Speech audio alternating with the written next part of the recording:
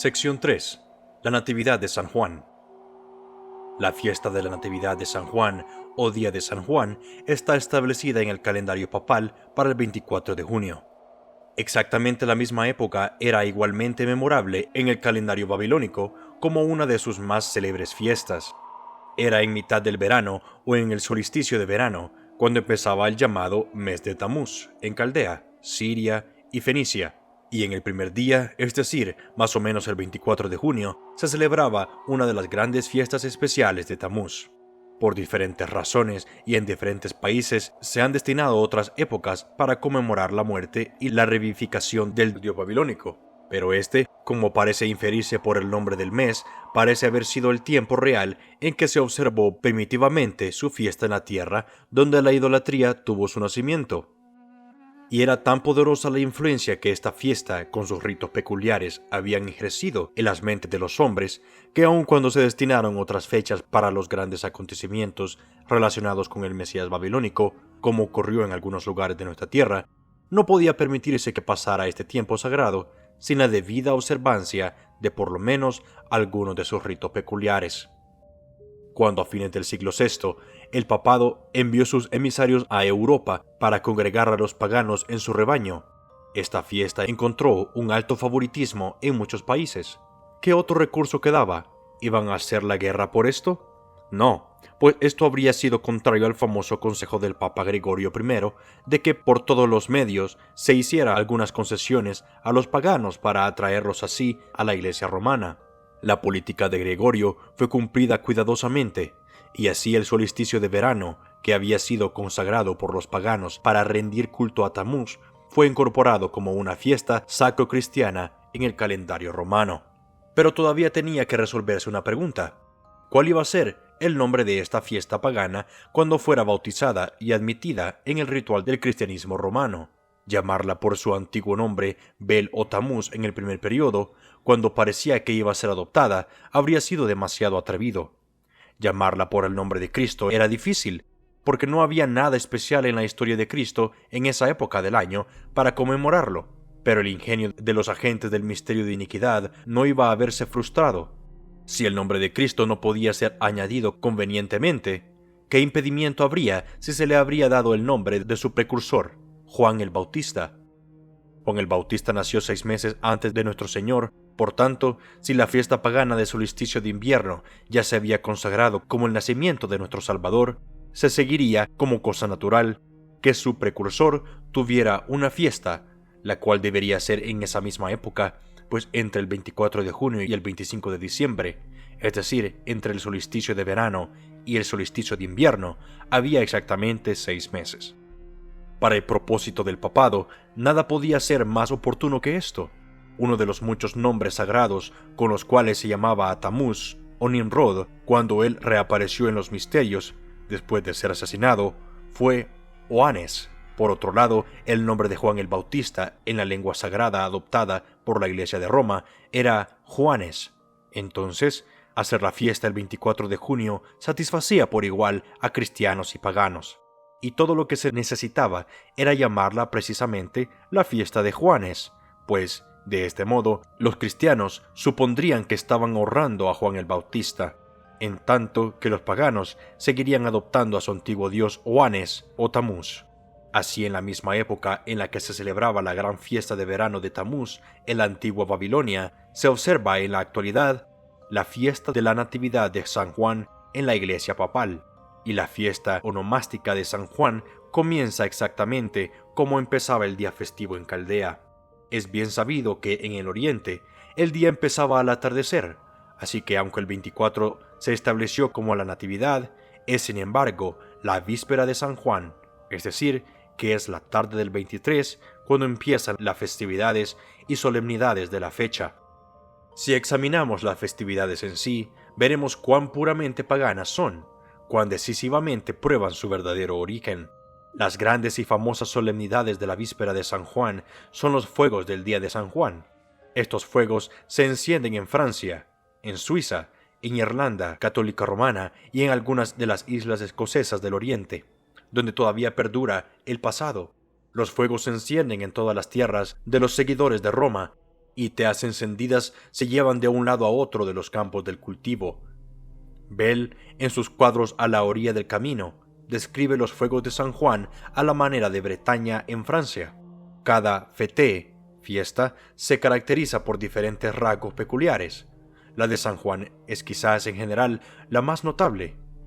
Durante todo el día, los niños pobres van de un lado a otro pidiendo contribuciones para encender los fuegos del Señor San Juan, y al llegar la noche se enciende gradualmente un fuego tras otro, 2, 3, 4, luego fulguran 1000 en las altas colinas hasta que todo el país arde con la conflagración.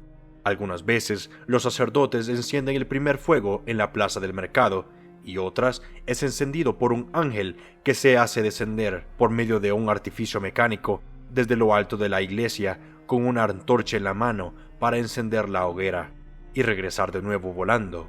Los jóvenes danzan con una actividad desconcertante en torno de los fuegos, porque existe entre ellos la superstición de que si danzan en torno a 9 fuegos antes de la medianoche, se casarán el año siguiente. Se ponen sillas cerca de las hogueras para los muertos, pues se supone que sus espíritus vienen hasta allí por el melancólico placer de escuchar una vez más sus canciones nativas y contemplar los animados ritmos de su juventud. En tales ocasiones se guardan fragmentos de las antorchas como hechizos contra el rayo y las enfermedades nerviosas, y la corona de flores que se pone encima del fuego principal tiene tal demanda que suscitaba tumultuosos celos por su posesión. Así era en Francia. Ahora volvamos a Irlanda. En esa gran fiesta de los lugareños de Irlanda, la víspera de San Juan, dice Charlotte Elizabeth, al describir una fiesta especial que ella había presenciado. Es costumbre, dice ella, a la puesta del sol de la tarde, encender inmensos fuegos por todo el país, hechos a gran altura, como nuestras fogatas, y estando compuesta la hoguera por césped, turba y algunas otras sustancias combustibles que puedan recogerse. El césped produce una llama fuerte y estable, la turba una llama más brillante, y el efecto de estos grandes fanales que fulguran en todas las colinas, expidiendo gran cantidad de humo desde todos los puntos del horizonte, es muy notable.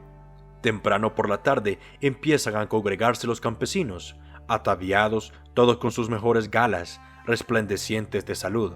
Todos los rostros rebosantes de esa animación fulgurante y del exceso de gozo que caracteriza a la gente entusiasta de la tierra. Nunca había visto algo semejante y fue algo sumamente encantador ver las caras alegres, inteligentes y hermosas, la manera osada de los hombres y el comportamiento juguetón, pero realmente modesto de las doncellas, la vivacidad de los viejos y la alegría turbulenta de los niños.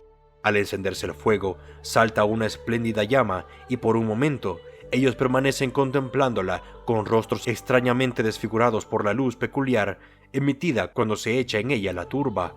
Después de una pequeña pausa, la tierra se aclara delante de un gaitero viejo y ciego, verdadero y bello, ideal de vigor, del humor y de la astucia, que sentado en una silla baja, con un jarro bien repleto a su alcance, afina su gaita para los tonos más vivaces y empieza la giga interminable. Pero iba a suceder algo que me confundió bastante. Después de que el fuego ardió durante algunas horas y decreció, comenzó una parte indispensable de la ceremonia.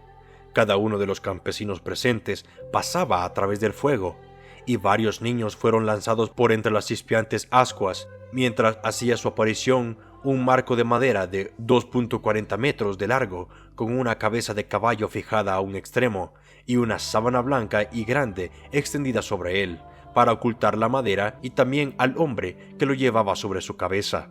Esto fue saludado con fuertes gritos como el caballo blanco y conducido sin riesgo por la habilidad de su portador. Pasó varias veces por entre el fuego con un osado brinco y persiguiendo a la gente que corría gritando en todas direcciones. Pregunté qué significaba el caballo y se me respondió que representaba a todo el ganado. Aquí, añade la escritora, estaba el culto pagano de Baal, sino era también el de Moloch, practicado abiertamente y sin excepciones en el corazón de un país nominalmente cristiano, y por millares que decían llevar el nombre de cristianos. Yo estaba confundida porque entonces no sabía que el papado es solo una ingeniosa adaptación de las idolatrías paganas a su propio esquema. Esta es la fiesta de la víspera de San Juan, tal como se celebra hoy en día en Francia y en Irlanda papista. Tal es la manera en que los seguidores de Roma pretenden conmemorar el nacimiento de aquel que vino a preparar el camino del Señor, apartando su antiguo pueblo de todos sus refugios de mentiras, apremiándolos con la necesidad de abrazar ese reino de Dios que no consiste en cosas meramente externas, sino en justicia y paz y alegría en el Espíritu Santo. Hemos visto que el espectáculo mismo de los ritos con los cuales se celebraba la fiesta llevaron a la autora que acabamos de citar a la conclusión inmediata de aquello que estaba viendo era verdaderamente un vestigio del culto pagano de Baal. La historia de la fiesta y la forma en que es observada aclaran lo relacionado con cada uno de estos aspectos. Antes que el cristianismo entrara en las Islas Británicas, la fiesta pagana del 24 de junio se celebraba entre los druidas encendiendo fuegos en honor de su gran divinidad que, como ya hemos visto, era Baal. Estos fuegos y estos sacrificios de la canícula, dice Toland en su relato sobre los druidas, pretendían ser para conseguir la bendición sobre los frutos de la tierra, ahora listos para la recolección, así como los del 1 de mayo eran para que pudieran crecer prósperamente, y los de fines de octubre era una acción de gracias por la terminación de la cosecha. Asimismo, hablando de los fuegos druidas, de la canícula, prosigue de este modo, volviendo a nuestros fuegos carnales, eran costumbre que el señor del lugar, o hijo o alguna otra persona distinguida, tomando las entrañas de los animales sacrificados en sus manos, caminara descalzo 3 veces sobre las brasas después de que las llamas se hubieran apagado para llevarlas directamente al druida, que esperaba vestido con una piel entera en el altar. Si el noble salía ileso, esto era considerado como un buen presagio y acogido con ruidosas aclamaciones, pero si sufría algún daño, esto era considerado de mala suerte, tanto por la comunidad como por él mismo. Así he visto, añade Toland, al pueblo corriendo y saltando por causa de los fuegos de San Juan en Irlanda, y no solamente orgullosos por salir indemnes, sino como si esto fuera alguna especie de ilustración, creyéndose bendecidos de alguna manera por la ceremonia, siendo sin embargo completamente ignorantes de su procedencia, en la imperfecta imitación que de ella hacían. Ya hemos visto la razón para concluir que Foroneo, el primero de los mortales que reinó, es decir, Nimrod y la diosa romana Feronia, se relacionen entre sí. A propósito de los fuegos de San Juan, esta relación tiene todavía mayor alcance por lo que han sido transmitidos desde la antigüedad con respecto a estas dos divinidades, y al mismo tiempo se dilucida el origen de estos fuegos. A Foroneo se le describe de tal manera que se ve que se le conocía como quien había estado relacionado con el origen del culto al fuego. Así se refiere Pausanias a él. Cerca de esta imagen, la imagen de Bitón, ellos, los argivos, encienden un fuego porque no aceptan que el fuego fue dado a los hombres por Prometeo, sino que atribuyen su convención a Foroneo. Debe haber algo trágico en la muerte de este Foroneo, inventor del fuego, que fue el primero que congregó a la humanidad en comunidades. Porque, después de describir la locación de su sepulcro, Pausanias agrega, en verdad, aún ahora ellos hacen ritos funerales a Foroneo, lenguaje que deja ver que su muerte debe haber sido celebrada de manera algo parecida a la de Baco. Entonces, el carácter del culto de Feronia, como coincidente en el culto del fuego, es evidente que proviene de los ritos practicados por los sacerdotes en la ciudad situada al pie del monte Socrate, en honor de ella. Los sacerdotes, dice Bryant, refiriéndose tanto al Plinio como a Estrabón como sus autoridades, con los pies descalzos, caminaban sobre una gran cantidad de brasas de carbón y cenizas. Para esa misma práctica encontramos a Aarón, refiriéndose a Virgilio cuando éste se dirige a Apolo, el dios Sol, que tenía su santuario en el Soracto, donde Feronia era adorada y que por tanto debe haber sido lo mismo que Júpiter Ansur, su divinidad contemplativa, que era considerado como un Júpiter juvenil, así como Apolo fue llamado con frecuencia el joven Apolo, o protector de las altas moradas del Soracto, Febo, el poder decisorio entre los dioses, a quien primero servimos. Todos los bosques de antuoso pino han sido talados para ti, y tu gloria resplandece. Por ti protegidos con nuestras plantas descalzas, por entre llamas indemnes caminamos y pisamos las brasas encendidas. Así que los fuegos de San Juan, por sobre cuyas brasas se hacen pasar a los jóvenes y viejos, se remontan hasta el primero de los mortales que reinó. Es digno de observar que en una fiesta acompañada de todos los ritos del culto al fuego de Baal se encuentre más o menos en la misma época del mes de Tamuz en que el dios babilónico era celebrado antiguamente en naciones paganas de regiones muy alejadas entre sí. Entre los turcos, el ayuno del Ramadán, que según Jurud empieza el 12 de junio, está acompañado por una iluminación con lámparas encendidas. En China, donde la fiesta del bote dragón se celebra de una manera muy vívida para recordar a quienes lo presencian el duelo por Adonis, la solemnidad empieza en el solsticio de verano.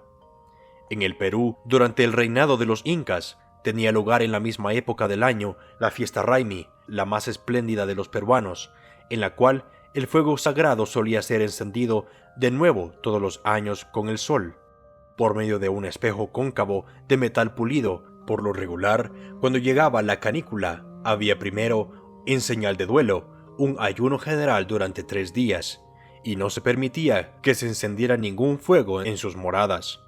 Luego, al 4.º día, el duelo se convertía en alegría cuando el Inca y su corte, seguido por toda la población del Cusco, se congregaban al amanecer en la gran plaza para saludar la salida del sol. Ansiosamente, dice Prescott, ellos vigilaban la aparición de la deidad y tan pronto como sus primeros rayos dorados herían las tinieblas y los edificios más altos de la capital, brotaba un grito de congratulación de la multitud congregada, acompañado por cánticos triunfales, y la melodía salvaje de bárbaros instrumentos sonaba cada vez más alto, mientras la brillante esfera se elevaba por encima de las montañas orientales, resplandeciendo en todo su esplendor sobre sus seguidores. ¿Podría ser accidental este duelo y este regocijo alternativos en la misma época del duelo y del regocijo babilónico por Tamuz? Como Tamuz era la encarnación de la divinidad solar, es fácil ver cómo tal duelo y tal regocijo se relacionaban con el culto al sol.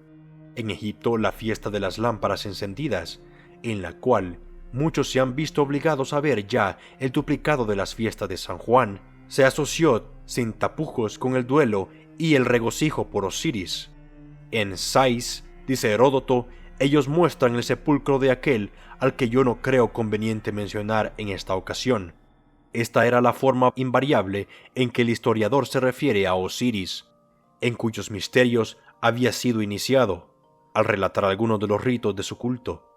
Ella está en el recinto sagrado detrás del templo de Minerva y contigua al muro de este templo, ocupando toda su longitud. También se congregaban en Sais para ofrecer sacrificios durante una noche determinada, cuando todos encienden, al aire libre, algunas lámparas alrededor de sus casas. Las lámparas consisten en pequeñas copas llenas de sal y aceite, con pábilo flotante que arde toda la noche. Esta fiesta recibe el nombre de la fiesta de las lámparas encendidas. Los egipcios que no pueden asistir también hacen el sacrificio y encienden lámparas en sus casas para que no solo en Sais, sino en todo Egipto tenga lugar la misma iluminación. Ellos le atribuyen una razón sagrada a la fiesta celebrada en esta noche y al respeto que sienten por ella. Wilkinson, al citar este pasaje de Heródoto, identifica expresamente esta fiesta con el duelo por Osiris y nos asegura que era considerada de grandísima importancia para honrar a la divinidad mediante la apropiada realización de este rito. Entre los Yezidis o adoradores del diablo de la Caldea moderna, se celebraba la misma fiesta en la actualidad, con ritos muy semejantes hasta donde las circunstancias lo permiten, como hace miles de años cuando en las mismas regiones el culto de Tamuz estaba en todo apogeo. Así describe gráficamente el señor Layard en una fiesta de esta clase, en la cual, estando presente, a medida que se desvanece el crepúsculo, dice Layard, los flaquires, u órdenes inferiores del sacerdote, ataviados con vestiduras de tela burda de color marrón, estrechamente ajustadas a sus cuerpos y con turbantes negros en la cabeza, salen de la tumba, portando cada uno una luz en una mano y un jarro de aceite con un manojo de pábilo de algodón en la otra. Llenan y preparan las lámparas colocadas en nichos en las paredes del patio y esparcidas en los edificios a los lados del valle e incluso en rocas aisladas y en los huecos de los troncos de los árboles. Parece que centellaran innumerables estrellas en las laderas de las montañas y en las oscuras oqueadas del bosque. Cuando los sacerdotes se abren camino por entre la multitud para hacer su trabajo, los hombres y las mujeres pasan su mano derecha por entre las llamas y después de frotarse la ceja derecha con la parte que ha sido purificada por el sagrado elemento, la llevan devotamente a los labios. Algunos que llevan niños en los brazos los ungen de manera semejante, en tantos que otros levantan las manos para ser tocados por aquellos que, menos afortunados que ellos, no pudieron alcanzar la llama. Mientras avanzada la noche, los que se habían congregado, ahora debían de haber casi 5.000 personas, encendían antorchas que llevaban consigo mientras vagaban por el bosque. El efecto era mágico, los diversos grupos apenas podían distinguirse entre las tinieblas. Los hombres iban de acá para allá, las mujeres con sus hijos sentadas en los tejados, y la multitud congregada en torno a los vendedores ambulantes que exponían sus mercancías para la venta en el patio. Miles de luces se reflejaban en las fuentes y en las corrientes, centellando entre el forraje de los árboles y danzando a la distancia. Cuando estaban contemplando esta escena extraordinaria, el susurro de las voces humanas se enmudeció repentinamente y una tensión solemne y melancólica emergió del valle. Se parecía a algún cantar majestuoso que yo había escuchado años antes en la catedral de una tierra lejana. Una música tan patética y tan dulce, nunca la había escuchado antes en el oriente. Las voces de los hombres y de las mujeres se mezclaban armónicamente con las suaves notas de muchas flautas. En acompañados intervalos, la canción era interrumpida por el fuerte batir de los címbalos y de las panderetas, y entonces los que estaban en la tumba se unían a la melodía. Las panderetas, que eran golpeadas simultáneamente, solo interrumpían a intervalos el cántico de los sacerdotes. A medida que el tiempo pasaba rápidamente, irrumpían con más frecuencia. El cántico daba paso gradualmente a una melodía vivaz que, aumentando el compás, se perdía finalmente en una confusión de sonidos. Las panderetas eran batidas con extraordinaria energía. Las flautas emitían un flujo rápido de notas. Las voces se elevaban hasta el tono más alto. Los hombres que estaban fuera se unían al clamor, en tanto que las mujeres hacían resonar las rocas con el agudo tajlel. Los músicos, dando rienda suelta a la excitación, lanzaban sus instrumentos al aire y estiraban sus miembros en toda clase de contorsiones hasta que caían exhaustos al suelo. Nunca oí un alarido tan espantoso como el que se elevaba del valle. Era medianoche. Contemplaba con admiración la extraordinaria escena a mi alrededor. Así probablemente se celebraba desde edades remotas los misterios o ritos de los coribantes, cuando ellos se reunían en alguna tumba consagrada. Layard no nos dice en qué época tenía lugar esta fiesta, pero el lenguaje que emplea deja poca duda que él la consideraba como una fiesta de Baco, en otras palabras, del Mesías babilónico, cuya trágica muerte y subsiguiente restitución a la vida y a la gloria constituyó la piedra angular del paganismo antiguo. La fiesta se celebraba declaradamente en honor a la vez de Seik Sems, o el Sol, y de Seix Adi, o el Príncipe de la Eternidad, en torno a cuya tumba, sin embargo, tenía lugar la solemnidad o semejanza de la fiesta de las lámparas en honor del dios Sol, Osiris en Egipto, que se celebraban en las inmediaciones de la tumba de ese dios de Sais. El lector no puede dejar de haber observado que en esa fiesta yesedi, los hombres, las mujeres y los niños eran purificados al ponerse en contacto con el elemento sagrado del fuego. En los ritos del Zoroastro, el gran dios caldeo, el fuego ocupaba precisamente el mismo lugar, y estaba establecido como un principio esencial en el sistema que aquel que se aproximara al fuego recibía una luz de la divinidad, y que por medio del fuego divino serían purificadas todas las manchas producidas por generación. Por tanto, esto era para hacer pasar por el fuego a sus hijos y sus hijas a Moloch, Jeremías 32:35, para purificarlos del fuego original, y por esta purificación muchas criaturas indefensas se convirtieron en víctimas para la sanguinaria divinidad. Esta purificación de pasar por entre el fuego se observaba igualmente entre los paganos romanos, porque, dice Ovidio, haciendo hincapié en esta práctica, el fuego purifica tanto al pastor como a las ovejas. Entre los hindúes, desde tiempo memorial, se ha rendido culto al fuego por su eficacia purificadora. Así, Colebrooke, según los libros sagrados, representa a un adorador al dirigirse al fuego. Te saludo a ti, oh fuego, que tienes en cuenta las oblaciones, a ti que resplandeces, a ti que centellas, que tu llama propicia queme nuestros enemigos, que tú, el purificador, nos seas propicio. Hay algunos que mantienen un fuego perpetuo y practican devociones diarias para él, y al concluir los sacramentos de los dioses, todos los días les presentan sus súplicas así: oh fuego, tú que expías el pecado contra los dioses, haz que esta oblación sea eficaz. Tú que expías el pecado contra el hombre, tú que expías el pecado contra los manes, los espíritus que han partido, tú que expías el pecado contra mi propia alma, tú que expías los pecados repetidos, tú contra mi propia alma, tú que expías todo pecado que he cometido voluntariamente o sin intención, haz que esta oblación sea eficaz. Entre los druidas también se celebra el fuego como el purificador. Así en un cántico druida leemos: celebraban la alabanza de los santos en presencia del fuego purificador, que fue hecho para subir a lo alto.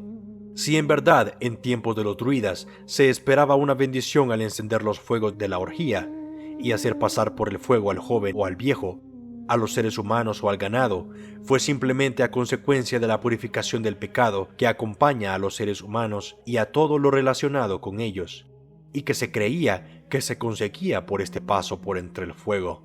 Es evidente que esta misma creencia sobre la eficacia purificadora del fuego la tienen los católicos romanos de Irlanda, cuando se muestran tan celosos por pasar tanto ellos como sus hijos por entre los fuegos de San Juan.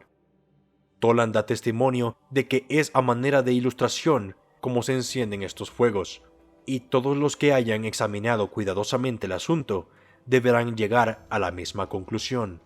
Si Tamuz era, como hemos visto, el mismo Zoroastro, el dios de los antiguos adoradores del fuego, y si su fiesta en Babilonia está tan exactamente sincronizada con la fiesta de la Natividad de San Juan, ¿qué hay de extraño en que esta fiesta se celebre todavía mediante los flameantes fuegos de Baal, y que esto sea una copia tan fiel de lo que fue condenado por el Señor en su antiguo pueblo, cuando ellos hacían pasar por el fuego sus hijos y sus hijas a Moloch? Pero, ¿quién que conozca algo del Evangelio llamaría a una fiesta como esta una fiesta cristiana?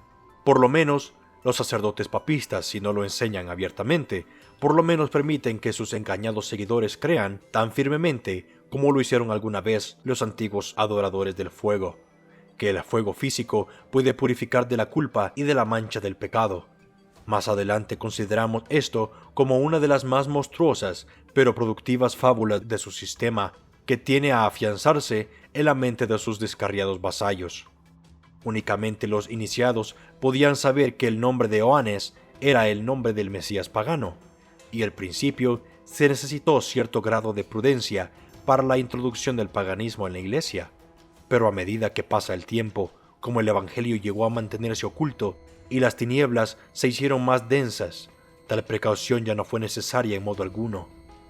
En efecto, encontramos que en las edades del oscurantismo, el Mesías pagano no fue introducido en la Iglesia de manera clandestina, pues abierta y descaradamente había sido canonizado bajo sus nombres clásicos de Baco y Dionisio, y exaltado para la adoración de los fieles.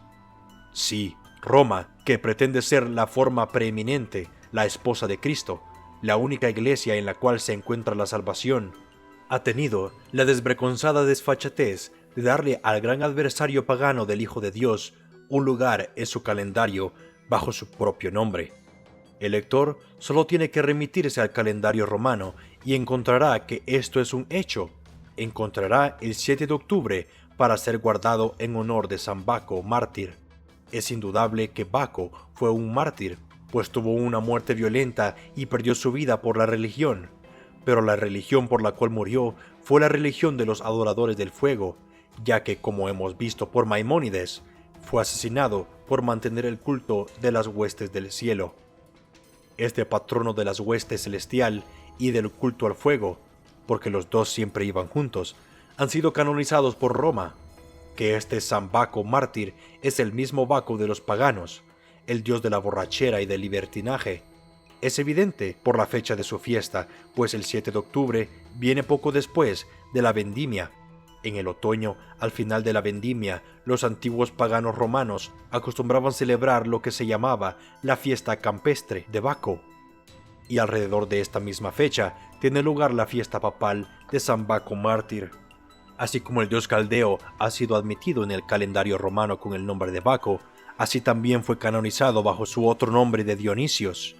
Los paganos tenían la costumbre de adorar al mismo dios bajo diferentes nombres, y en efecto, no contentos los romanos con la fiesta a Baco, con el nombre por el cual era más conocido comúnmente, para complacer sin duda a los griegos, 2 días después celebraron una fiesta campestre para él, bajo el nombre de Dionisio Eleutereo, el nombre del cual era adorado en Grecia. Esa fiesta campestre recibió pronto el nombre de Dionisia, o para expresar más completamente su propósito, el nombre se convirtió Festum Dionisi Eleuterium Rusticum, es decir, la fiesta campestre de Dionisios Eleutereo. El papado, en su exceso de celo por los santos y por el culto de los santos, ha separado realmente en dos a Dionisio Eleutereo, sacando 2 santos distintos del nombre doble de una divinidad pagana, y más todavía ha hecho del inocente epíteto Rusticum, que incluso entre los paganos no tenía en modo alguno pretensiones de divinidad, un tercer santo, por lo cual leemos bajo la fecha del 9 de octubre esta anotación en el calendario: la fiesta de Dionisio y sus compañeros, San Eleutereo y San Rústico. Este Dionisio, a quien el papado le ha proporcionado en forma tan sorprendente 2 compañeros, es el famoso Saint Denis, el santo patrono de París, y una comparación de la historia del santo papista y del dios pagano arrojará no poca luz sobre el asunto. Dice la leyenda que Saint Denis, al ser decapitado y arrojado al Sena, después de flotar un tiempo en las aguas del río, tomó su cabeza en la mano para asombro de los espectadores y así siguió adelante con ella hasta el lugar del entierro. En conmemoración de tal estupendo milagro, se cantó dólidamente durante muchos siglos en la catedral de Saint-Denis en París. Al fin, aún los mismos papistas empezaron a sentir vergüenza de semejante absurdo, celebrando en nombre de la religión, y en 1789 fue suprimido el oficio de Saint-Denis. Aquí tenemos, sin embargo, la marcha de los acontecimientos. El mundo, durante algún tiempo en el pasado, ha ido regresando nuevamente a las edades del oscurantismo. El breviario romano, publicado en Francia, ha sido impuesto de nuevo a la Iglesia gala en los últimos 6 años por la autoridad papal, con todas sus falsas leyendas, y entre ellas la de Saint-Denis. La catedral de Saint-Denis está siendo reconstruida, y el antiguo culto da indicios de ser restaurado en toda su estupidez. ¿Cómo pudo concebirse alguna vez en la mente de los hombres la invención de una fábula tan monstruosa? No se necesita ir muy lejos para encontrar el origen de esto. La Iglesia de Roma representada a sus santos canonizados, de los que se decía que había sufrido por el martirio por medio de la espada, como imágenes o estatuas decapitadas que llevaban en la mano la cabeza que les había sido cortada. He visto, dice Euserbes Alberté, en una iglesia de Normandía, a Santa Clara, en Arles, a Santa Mitra y a todos los santos de la Legión tebana en Suiza, representados con sus cabezas en la mano. Así se representaba a San Valerio en Limoges a la entrada de la catedral y en otros monumentos. El gran sello del cantón de Zúrich representa en la misma actitud a San Félix, a Santa Regula y a San Exuperacio. Allí está ciertamente el origen de las fábulas piadosas que se encuentran sobre estos mártires, tales como la de Saint-Denis, además de las de otros muchos. Este fue el origen inmediato de la historia de los santos muertos que se levantan y siguen andando con la cabeza en la mano. Pero resulta que este modo de representación fue tomado igualmente del paganismo y tomado de tal manera que identifica a Saint-Denis papal con el Dionisios pagano, no solo el de Roma, sino el de Babilonia. Dionisos o Baco, en una de sus transformaciones, fue representado como Capricornio, el pez con cuernos de cabra, y hay razón para creer que fue en esta misma forma como recibió el nombre de Oannes.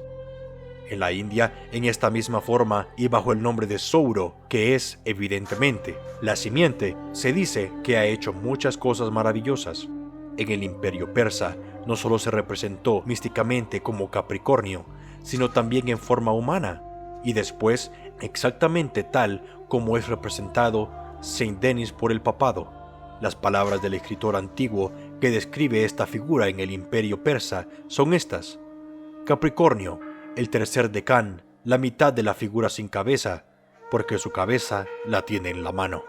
A Nimrod le habían cortado la cabeza, y en conmemoración de este hecho, que sus adoradores lamentaban tan piadosamente, fue representada su imagen en el imperio. En algunas versiones de su historia, se contaba que esa cabeza separada había hecho cosas tan maravillosas como cualquiera de las que hubiera hecho el tronco sin vida de Saint Denis. Brian ha comprobado que la historia de Orfeo es solamente una variación ligeramente cambiada de la de Osiris. Así como Osiris fue cortado en pedazos en Egipto, de igual modo Orfeo fue despedazado en Tracia. Cuando los miembros mutilados de este último fueron esparcidos por el campo, su cabeza, flotando en el Ebros, dio muestras de milagroso carácter de aquel que había poseído. Entonces, dice Virgilio, entonces cuando su cabeza, arrancada de sus hombros, llevada por las aguas, flotaba sobre el Ebros, aún entonces su voz, trémula, invocaba a su esposa. Con su último aliento, Eurídice, clamaba, Eurídice, repetían las rocas y las orillas del río. Aquí hay diferencias, pero en medio de esas diferencias hay una unidad obvia. En ambos casos, la cabeza separada del cuerpo sin vida ocupa el primer plano del cuadro. En ambos casos, el milagro está relacionado con el río. Cuando las fiestas de San Baco, mártir, y el de San Dionisio y el de San Eleutero coinciden tan notablemente con la fecha en que eran celebradas las fiestas del dios pagano del vino, bien sea con el nombre de Baco o de Dionisios o de Eleutero, y cuando la manera de representar al Dionisio moderno y al antiguo Dionisios es evidentemente la misma, en tanto que las leyendas de ambos armonizan tan sorprendentemente. ¿Quién puede dudar del carácter real de estas fiestas romanas? Ellas no son cristianas, son paganas, son inequívocamente babilónicas.